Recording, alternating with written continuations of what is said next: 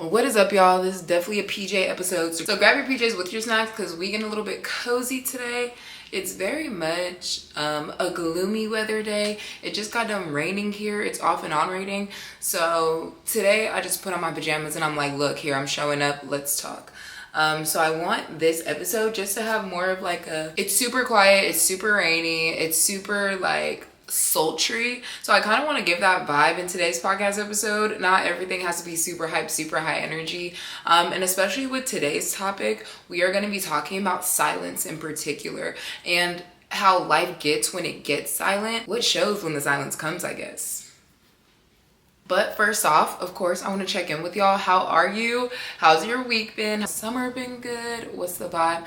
I don't know. I don't really have anything to talk about in the introduction. I just got back into vlogging, so that is tiring. I'm gonna say exciting because I'm getting back to what I love and making content, but it's draining because damn, the bits and pieces with vlogging. Over on this end, life is definitely getting more exciting. I do start my new job this week. I'm excited about that. I definitely feel like I've taken my time for my sabbatical to be out the way, to be off the internet, to really like be within myself. And I'm ready to like take off running. The last time I felt like I was like this, I probably mentioned it before, it was like when I was 18, right before I went to college and really started on like my upward push to like chasing my goals.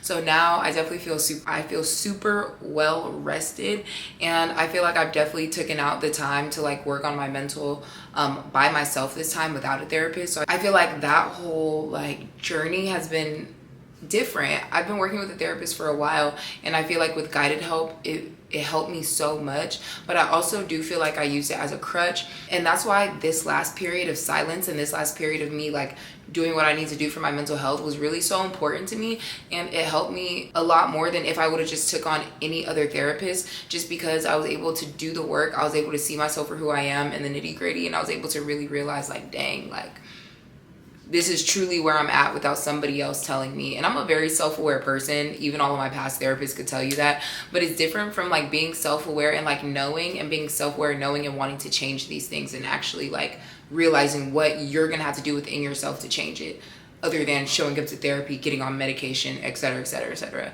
So that's how I've been. How have y'all been? I hope you've been good. I hope you guys are still gonna enjoy the podcast, even though we aren't talking about elevation and entrepreneurship anymore. Yes, you have heard me correctly. There is not going to be no more elevation or entrepreneurship segments of the podcast temporarily, y'all. So my last podcast episode that I recorded before this actually got deleted. So there was going to be an episode before season 2, but it got deleted, unfortunately. You know, me and tech aren't the bestest of friends, but you know, I'm getting it together. All that to say. So no more elevation entrepreneurship segment of the podcast for now. I'm really trying to focus on my mental health. I can't elevate, and I can't get any farther in my business without mentally being all the way there. And so that's what I'm focusing on. This is a mental health podcast. So yeah, that's what's going on with that. So I hope you guys still stick around, because we still got a whole lot to talk about, and entrepreneurship and elevation shit's coming soon, just not right now. That's what I'm taking this podcast on. So I hope you guys are still along the ride with me. This is season 2. Y'all. And I don't even know how to feel about calling it season 2, honestly. But after rewatching the last episode and realizing like, damn, this is who I was with my mental health resources and everything like that. Like, this is who I am with a toolbox. Strip me of all of my tools, strip me of my career, strip me of my therapist, strip me of everything that I've built for myself, and allow me to have absolutely nothing, only but silence, and see where it gets me and see who I am now. And that's why I feel like it's better to start this off as season 2, because season 1 was definitely like that first little push, like, okay, yeah, this is what I want to do, this is my podcast, I'm excited about it. But a lot of things were changing. There was a lot of moving parts, and I'm the type of person, maybe it's my ADHD or something, I cannot build something strong off of a shaky foundation. And I know a lot of people will tell you that, but there are some people who have a shaky foundation and they're still able to upload every day, still able to show up to work, still able to show up for themselves. I'm not one of those people, and I'm honest with myself. So season 2, it's all about the work that I've done for myself. I'm not saying that I'm not gonna ever get a therapist again or get on medication or just do any of those things. I'm just saying that I've taken a good, decent amount of time to really look within myself. And season 2 also like offers for me is like a newfound strength, a newfound like a new foundation, new mental health fortitude. I feel like in season 1 I showed up, and that was what I needed for myself at the time. I needed for myself to just show up and to just be there. And yes, did take my little sabbatical time off for this last 2-3 months, but that's really what it was for me. I feel like now I'm in my let her cook era. New job, new environment, can't keep the same habits, can't keep doing the same thing. So I'm taking y'all along with me. That's all I'm gonna say. So without further ado, welcome to season 2 of the Shania Diaries. I know that was a long intro, so let's get into the episode. If you are new here, welcome or welcome back to the Shania Diaries. This is not just your regular mental health podcast. This is also a lifestyle podcast where we talk mental health, elevation, entrepreneurship, and everything it takes being 20-something trying to make it, okay? Look, the intro is still the same though. It's still the same vibe, still the same goals. We are still here. Let's go. This is season 2, episode 1, when the silence shows you who you really are. See, that's why we have to have this vibe. We have to have the Christmas PJs on. Very sultry, very silent, shows who you really are. We're so jaded. We have so much. I feel like Demi Lovato right now and Camp Rock. So misunderstood. Okay, let me stop playing. So get your snacks, your journals, your pen and your pencils, because we are getting to the journal topic for today. And I'm literally moving around a lot. I don't even know if I'm gonna do like the cute little graphics like I was before, because at this point, we popping them out. We showing up, we popping out, we showing up.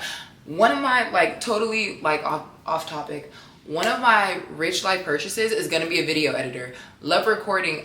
The thought of editing, I'm like, yes.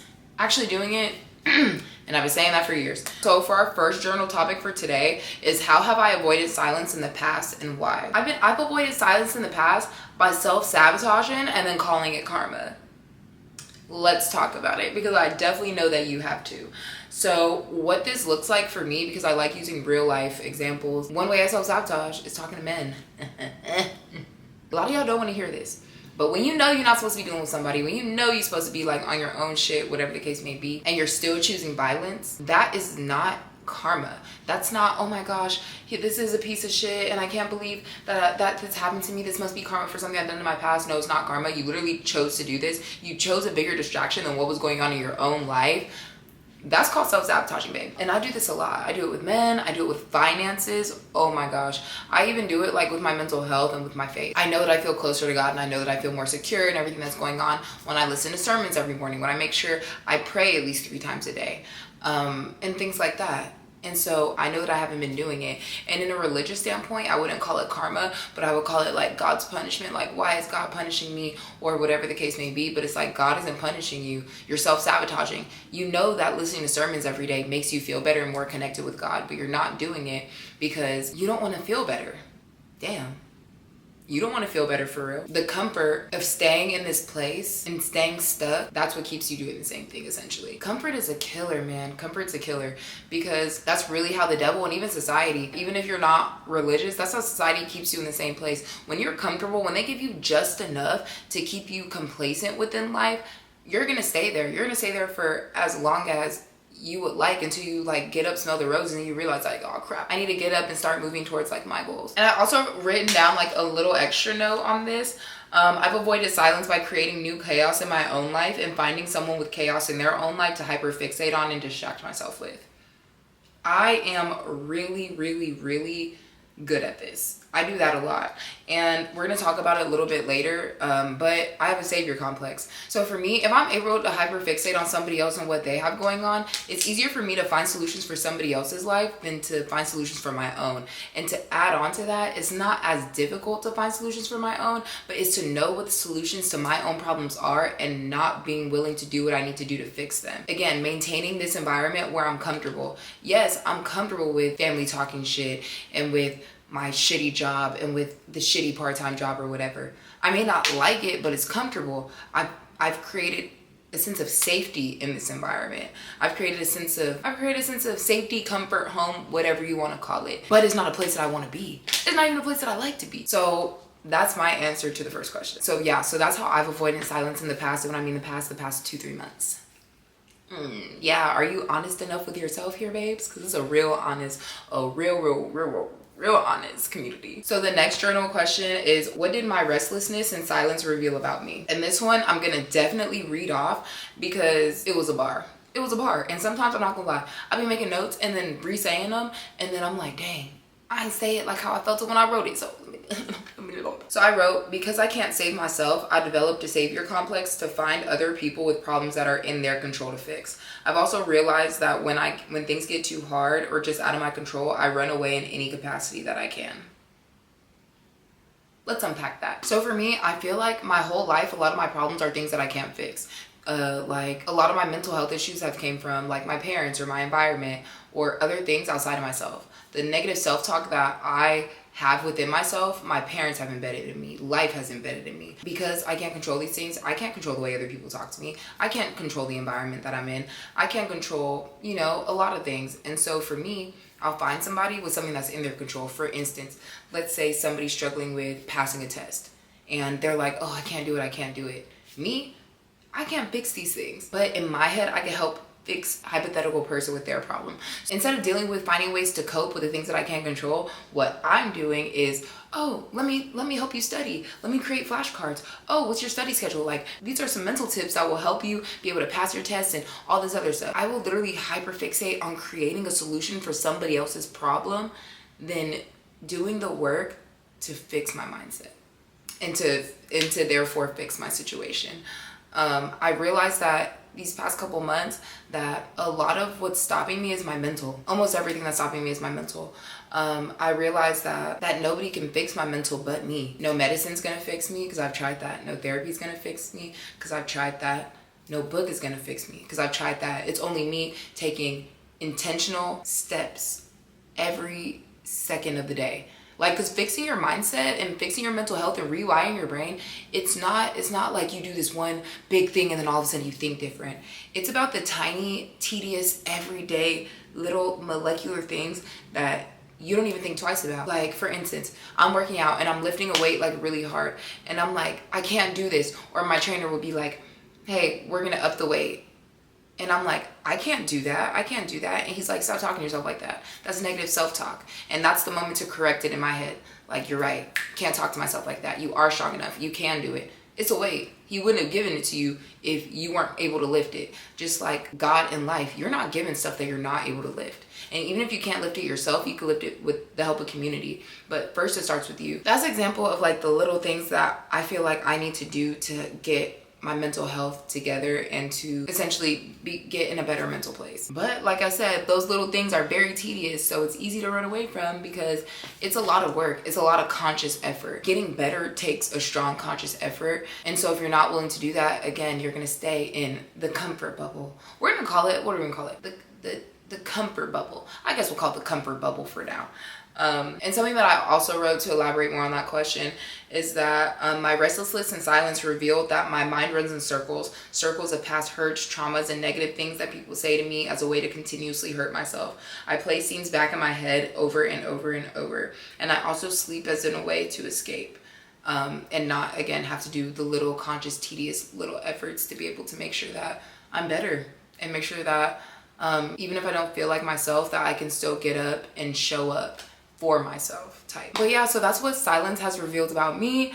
I would love if you guys would share your answers in the comment section. If you don't want to, I completely understand. Thank you for allowing me to share. I'm just trying to create an open and welcoming environment where mental health isn't so taboo. We could talk about things like this. So now that we talked about the state of silence, I want to talk about what happens when the noise actually stops for the first time, or maybe this isn't the first time, but maybe it stops again and you're really ready to sit inside of the silence. Okay, so what happens when the noise stops? So I feel like what happens is that's your time to make a conscious decision on what you want to do. What do you want to do? Nobody's talking to you. Nobody's in your ear. Nobody's telling you what you should and shouldn't do, what's right or wrong, without judgment, without thinking about, well, if I do this, what is other people going to think? That doesn't matter. This is your life. It's only about you. So what I've chosen to do is anchor myself to faith.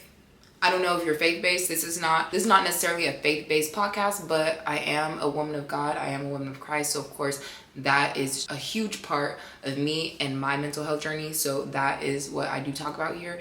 If that doesn't align with you, that is okay. Replace that with God, the universe, whatever you believe in, this is an open space. I'm not judging. So, but I choose to anchor myself to faith in the woman that I want to be. I've always had a strong intuition that I'm meant to be greater than what my environment is. I'm meant to surpass my circumstances. I've always known that. But the way that life in the world gets me down,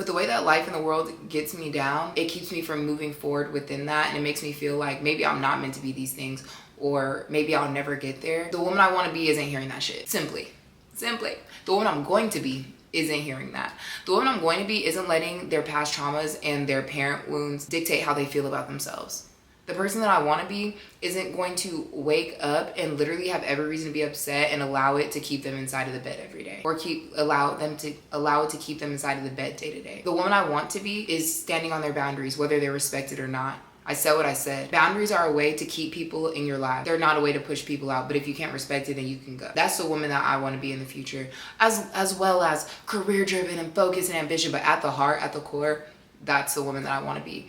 And that's who I anchor myself to. And what I'm also not doing, I'm not anchoring myself to who I am today, because who I am today isn't because of me. It isn't because of anything I've done. My brain has been spoiled for years by trauma, and it's very tedious rewiring your brain. Therefore, I choose to give myself forgiveness. Anchoring myself to grow. I read in the 4 Agreements, the book that I mentioned last time that I've been reading, that everything about who we are right now, it's been taught to us. We're trained as if we're dogs almost from the moment we're born. And all of these things teach us who we are. School, our environments, our parents' beliefs, their parents' beliefs, it all gets transferred down to us. So who you really are, until you open your mind and decide to wake up, it's not really you or anything you've chosen, it's who you've adapted to be and who you've evolved to be. Once you decide to break through that, that's when you really get to see who you really are and decide if you like it or if you don't like it. And then if you want to change it. And I have this analogy that, like, when the noise stops, it's almost as if you're naked and you're looking at yourself in a mirror.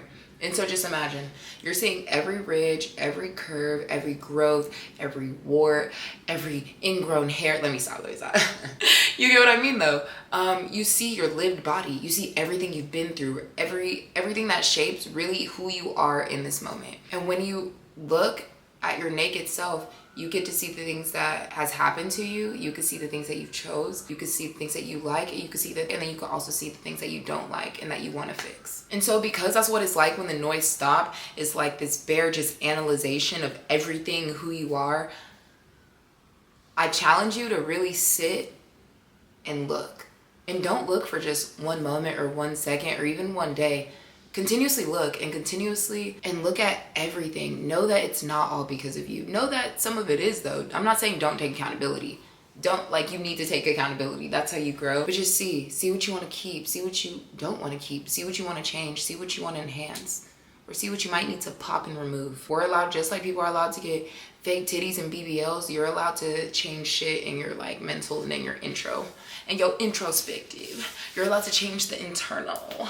Or at least I think that's how you say it. I don't know. We're not always grammatically correct over here. And that's okay. This is not fucking school. But yeah, I sat in it. I'm currently still sitting in it. And I'm currently still looking like, what do I like? What do I don't like? What is genuinely from me? What's not from me? What I've learned from myself personally is a lot of this stuff I've inherited. I've inherited a lot of this stuff.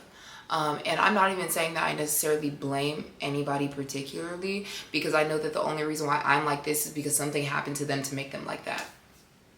And whether it's intentional or non-intentional, it still happened, and it's not okay that it happened to me. It's not okay that it's happening to them, and therefore and so forth.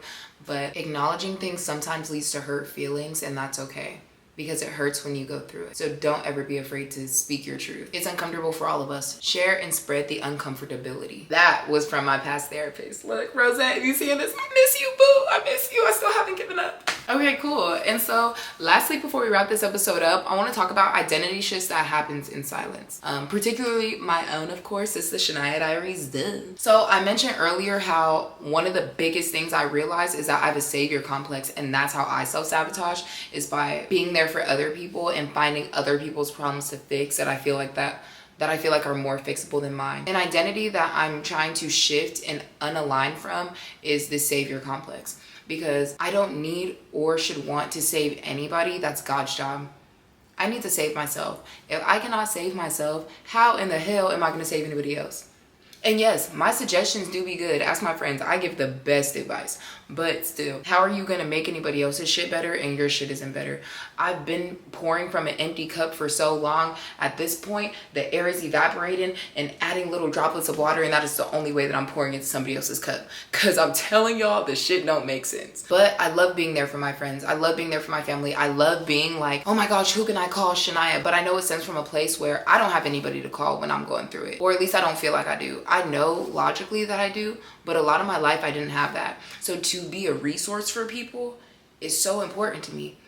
But I can't be an adequate resource for anybody else until I'm an adequate resource for myself. And realizing that, y'all, I'm telling you, realizing that I can't skip through the little tedious steps to build myself up. I'm not gonna lie, y'all.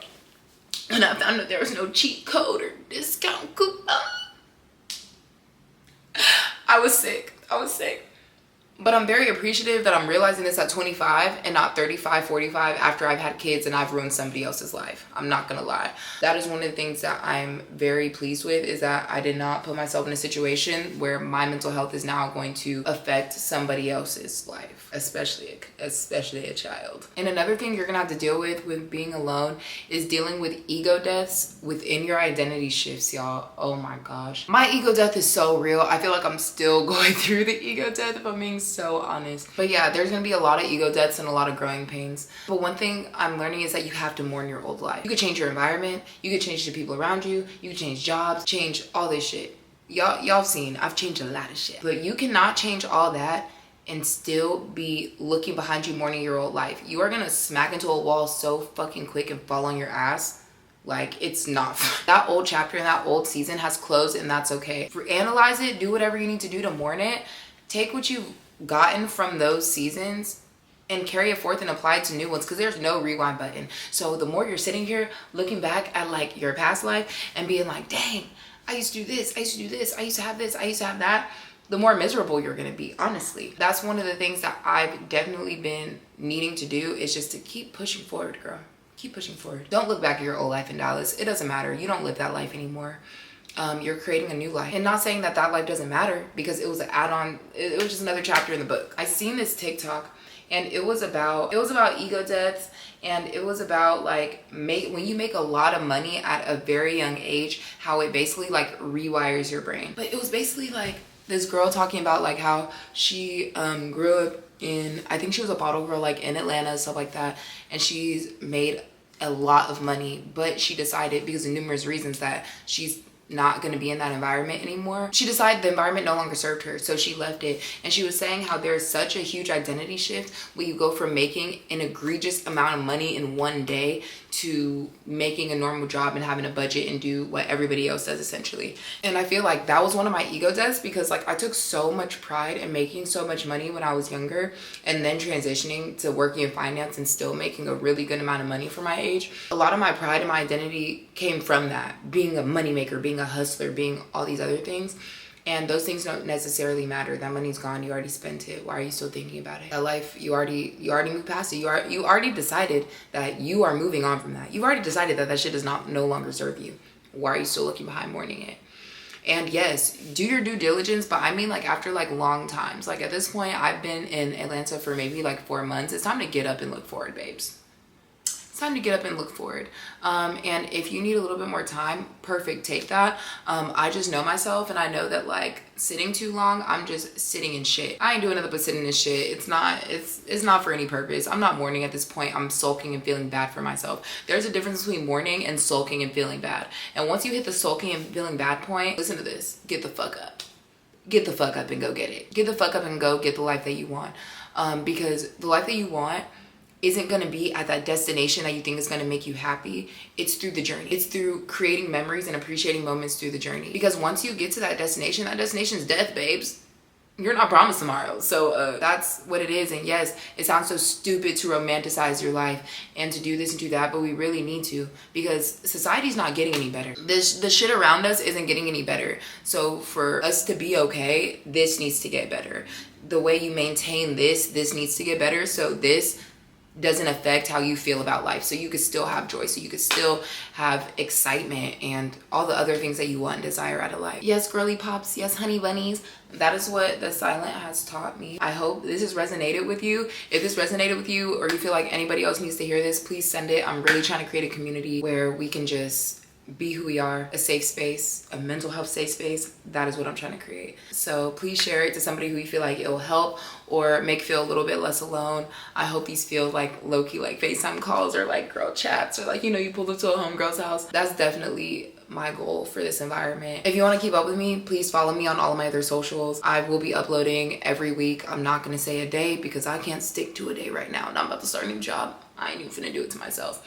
But no, you're at least gonna get 1 to 2 posts a week because I am back vlogging and I am back with my podcast. I'm so excited to say, because consistency isn't every day. It's just as long as you don't stop, and we have not stopped on this side of the internet. So welcome to season 2 of the Shania Diaries. I love you guys so much. If you ever need anything or need to talk to anybody, please hit me up. My email, my socials are always open. I always have a listening ear and a big open heart. I love you guys so much. See you next episode.